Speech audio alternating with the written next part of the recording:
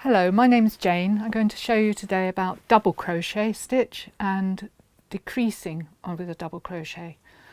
I've got here my favourite cushion. It's one of the first cushions I made when I started doing my workshops some time ago down in Lewis, and this was a workshop which demonstrated the double crochet and decrease stitch. It's also a very favourite of mine. It's always supporting my back in the evenings when I'm crocheting television. And then my cat, when I go to bed, takes over my seat and leans against it. But today I'm going to show you making a smaller version of it, which is I'm making for a child, what I would call, because children like to hug small items and tug.